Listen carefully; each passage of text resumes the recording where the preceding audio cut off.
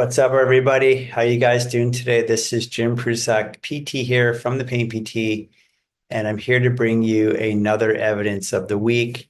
And again, I bring these evidence of the week uh, videos, you could say, to show you the evidence around some of the things and factors in neuroscience and reasons and what we want to do that are related to the brain and nervous system and how they can impact somatic physical symptoms in your body. Being a healthcare practitioner and having done some research in the past, I'm really big on evidence.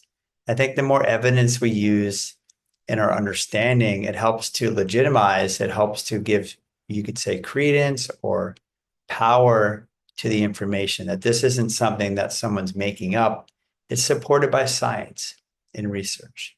So today we're going to talk about two emotion regulation strategies that have been very well studied.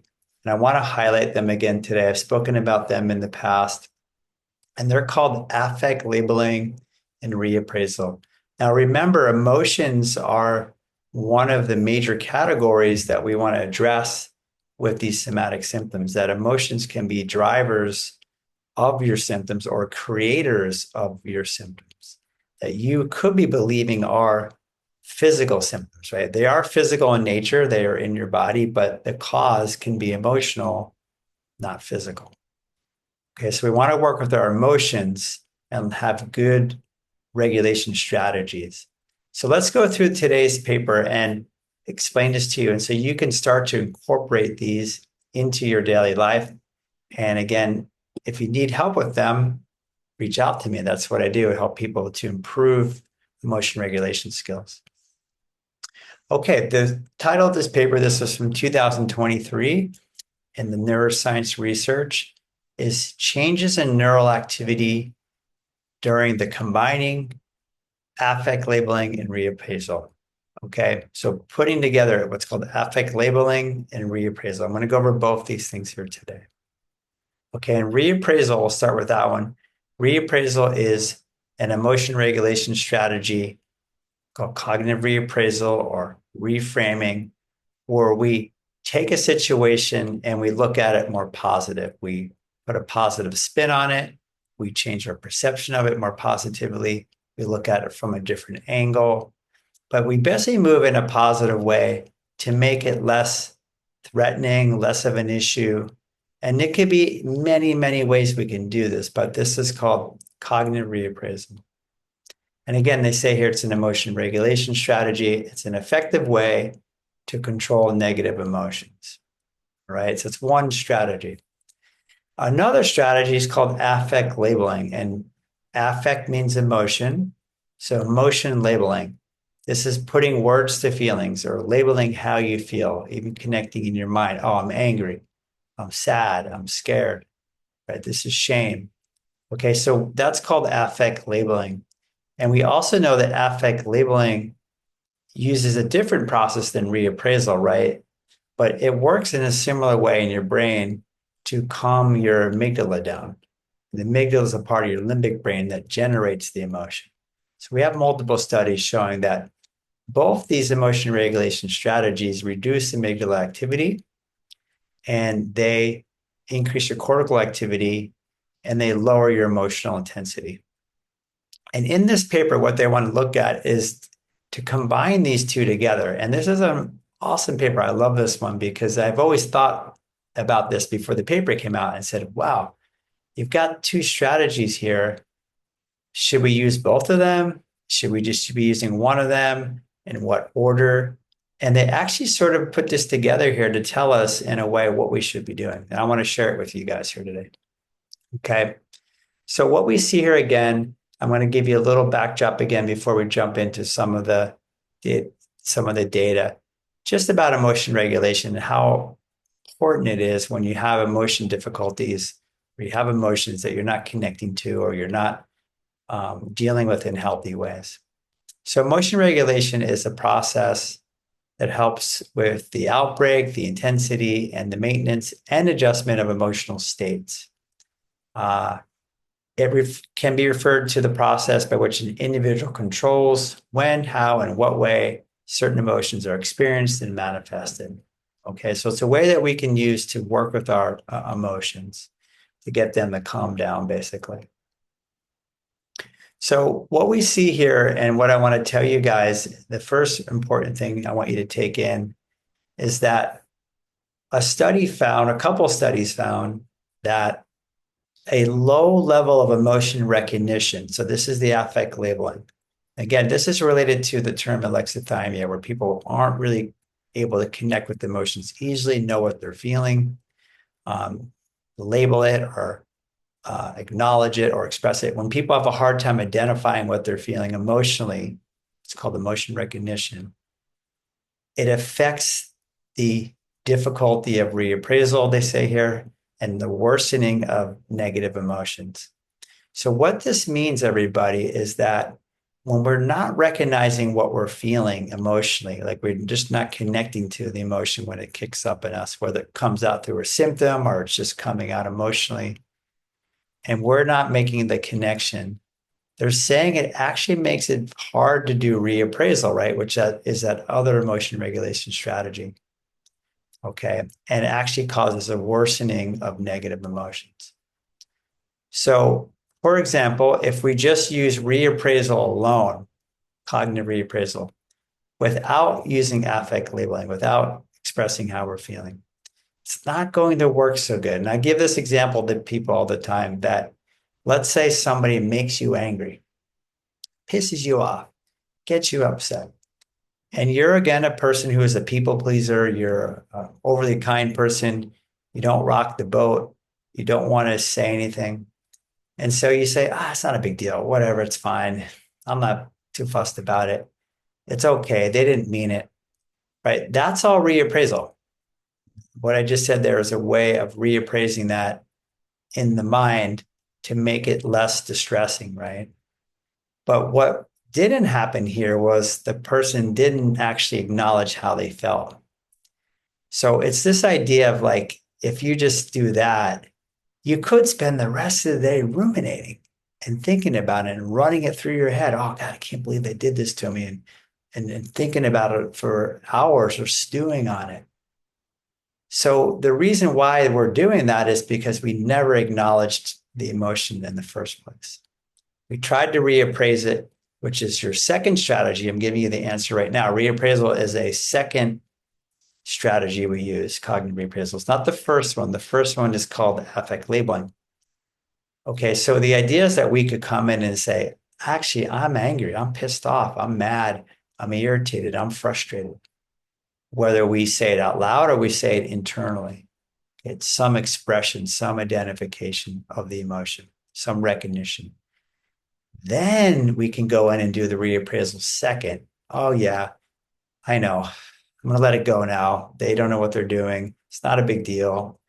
I'm going to let this go. I'm not going to get worked up over this anymore. They didn't mean it.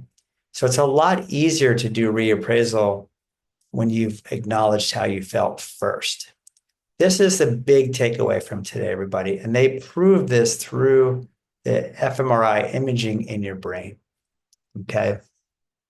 They also showed here, and they said in the way, like I said before, that other studies found that when you raise the level of emotion recognition first, it has a positive effect on strengthening reappraisal.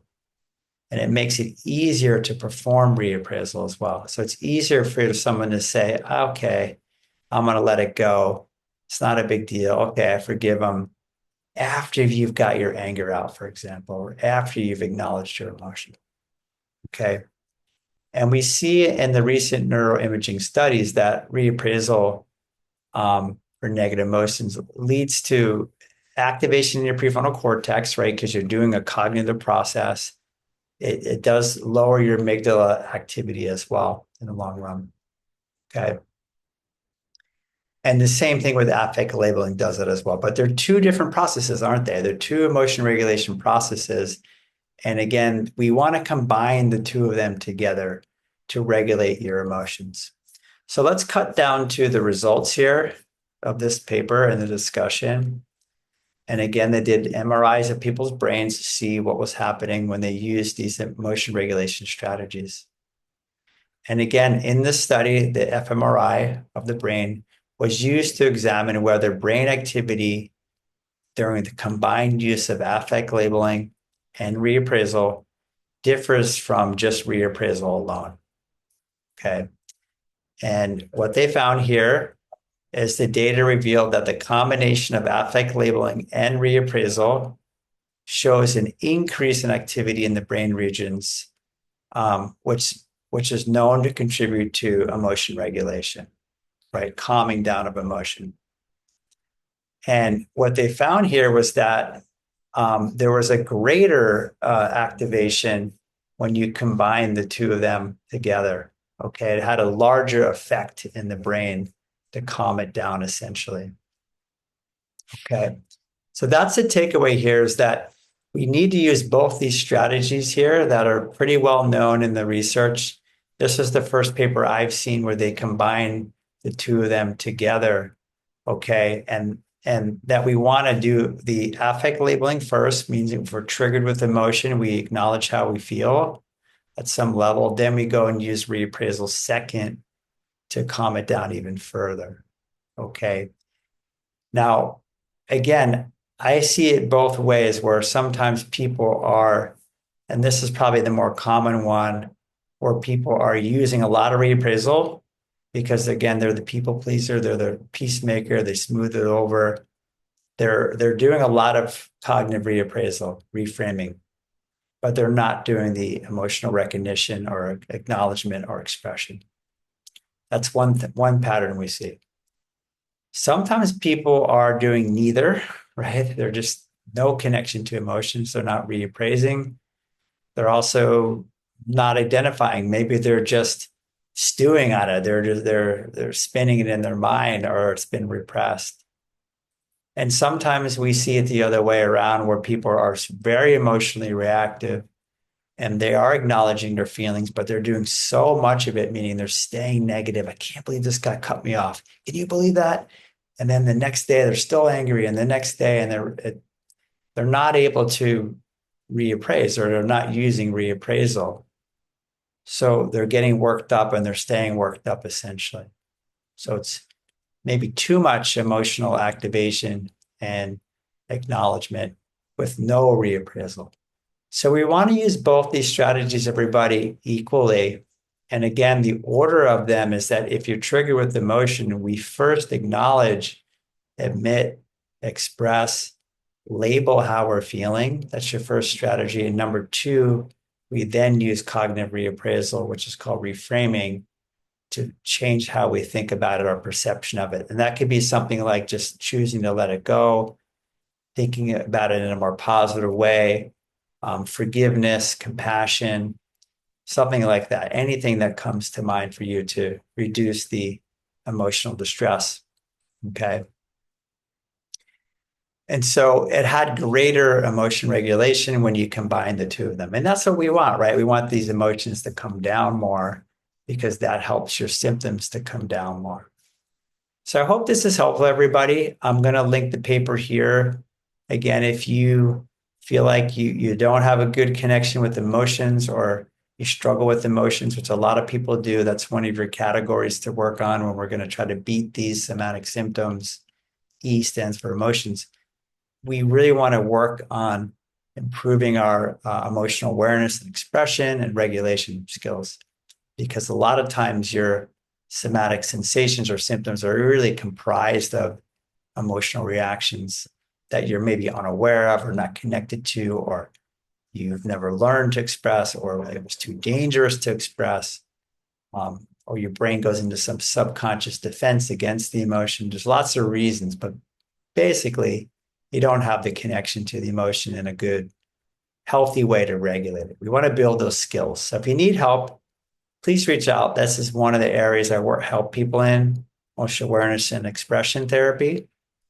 Dr. Schubiner and Mark Lumley created, something I've trained in, and also learning to build emotion regulation skills to help you on your recovery. If you want more information, go to my website, thepainpt.com. I appreciate all of you. I hope this information is helping you. It's free.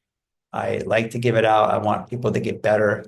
I feel like you can recover if you have somatic symptom disorder or neuroplastic symptoms. You can fully recover. You can feel better and regain your life. See you guys next time, and hope you guys have a good day today. Bye-bye.